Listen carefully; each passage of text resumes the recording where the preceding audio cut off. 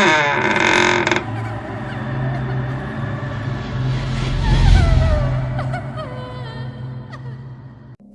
दोस्तों, मैं प्रदुम आप सभी का स्वागत करता हूं अपने चैनल प्रदुम के पॉडकास्ट में। तो दोस्तों, आज मैं आप सबके बीच एक ऐसी हॉरर स्टोरी, एक ऐसी भूतिया कहानी के साथ उपस्थित हुआ हूं।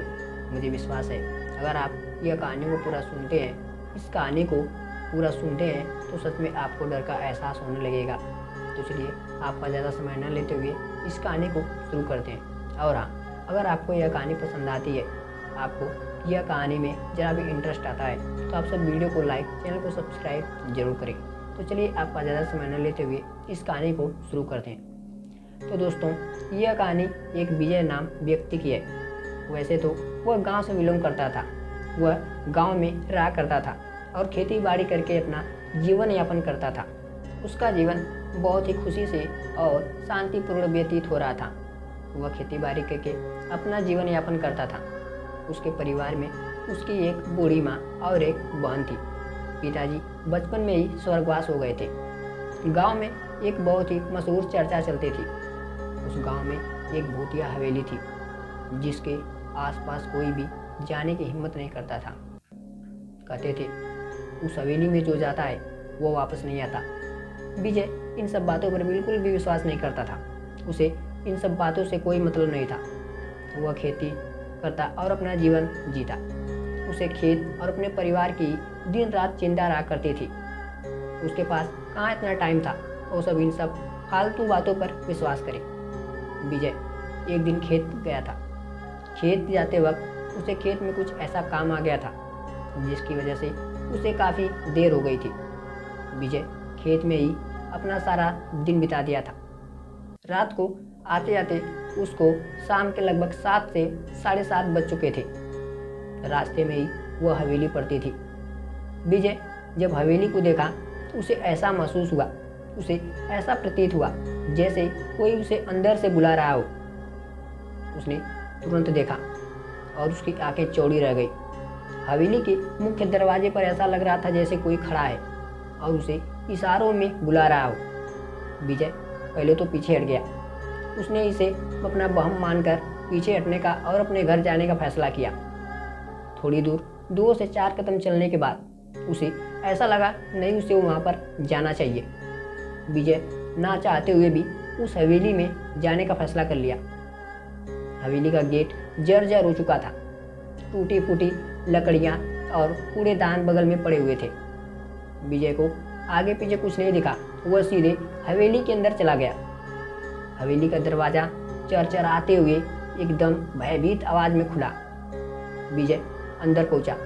अंदर की लाइटें पूरी बंद हो चुकी थी। सारा घर एक मनहूस जैसा लग रहा था।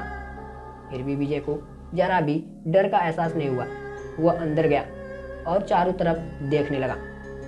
देखते देखते उसे वहाँ पर एक पेंटिंग दिखी। उस पेंटिंग में बहुत सारे लोग थे। यह देखकर उसके मन में ऐसा लगा कि यह लोग अचानक कहाँ गायब हो गए और यह हवेली इतनी वीरान कैसे हो गई। उसके मन में ये सब चल ही रहा था। अचानक बगल से बिल्ली की म्याऊं की आवाज़ आई। विजय ने झटके से देखा लेकिन उसे कुछ नहीं दिखा। विजय ऊपर वाले कमरे में जाने का फैसला कर लिया। जैसे ही वह सीढ़ियों से चढ़ते हुए ऊपर की ओर जा रहा था, अचानक से उसे किसी के पायल की आवाज़ सुनाई दी। विजय, अरे यहाँ कौन हो सकता है? पूरे डरते हुए आवाज़ में अपने आप से बातें करने लगा। उसने हिम्मत नहीं हारी और ऊपर जाने का फैसला करता रहा। वह धीरे धीरे कदमों से ऊपर बढ़ता चला गया। ऊपर पहुंचने के बाद उसे एक कमरे से वह पायल की आवाज़ें सुनाई दे रही थी। जैसे ही उसने वह दरवाज़ा खोला, देखा कि जो अंदर एक कुर्सी रखी थी, वह कुर्सी अपने आप हिल रही थी। विजय सोचा यहाँ पे तो कोई हवा नहीं है, यहाँ पे ऐसी कुछ हरकतें नहीं है, फिर यह कुर्सी, ये चेयर कैसे हिल रही है? वह जाकर चेयर को हाथ लगाता है। हाथ लगाते ही उसे जोरों का झटका महसूस हुआ। वह पीछे हट गया और पीछे भागते हुए अपने घर जाने का फैसला किया। लेकिन इससे पहले महल का जो मुख्य दरवाज़ा था वो बंद हो चुका था। वह हिल भी नहीं पा रहा था। अब विजय को समझ नहीं आ रहा था कि आखिर यह किसकी शरारत हो सकती है, यह मेरे साथ कौन कर सकता है।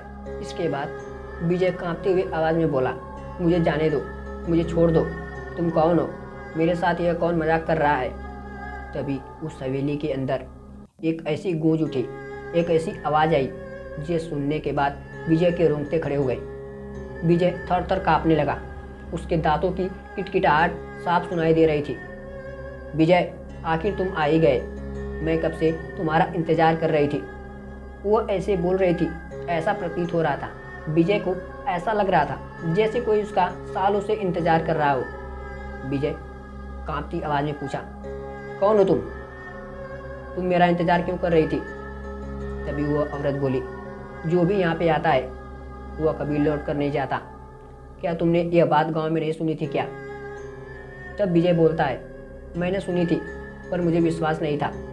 वह औरत और गुस्से में आ गई, तुमने मेरी कहानी को मात्र अंधविश्वास माना था क्या। अब मैं तुम्हें बिल्कुल नहीं छोड़ूंगी और तुम्हें अपनी दुनिया में लेकर जाऊंगी। विजय कांपती आवाज़ में उसके सामने गिड़गिड़ाने लगा, मुझे जाने दो, मेरी माँ मेरा इंतजार कर रही है, मुझे छोड़ दो, मुझे बख्श दो। मगर वह चुड़ैल उसकी एक न सुनी और उसके पैर को पकड़ के खींचते हुए सीढ़ियों से ऊपर वाले कमरे में ले गई।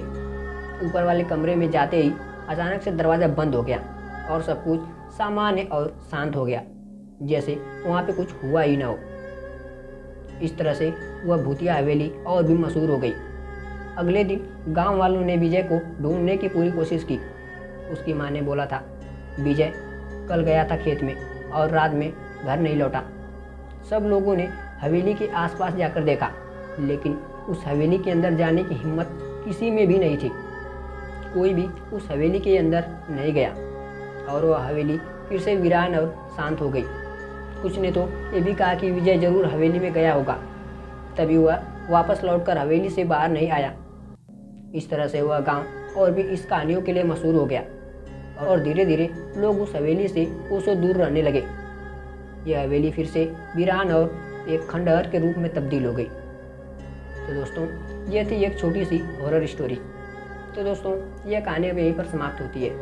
ये छोटी सी कहानी, ये छोटी सी इंटरेस्टिंग हॉरर स्टोरी अगर आपको पसंद आई हो, अगर आपको अच्छी लगी हो, तो प्लीज़ वीडियो को लाइक, चैनल को सब्सक्राइब जरूर करें। तो चलिए मिलते हैं एक ऐसी कहानी के साथ नेक्स्ट वीडियो में। तब तक के लिए आप सभी का धन्यवाद।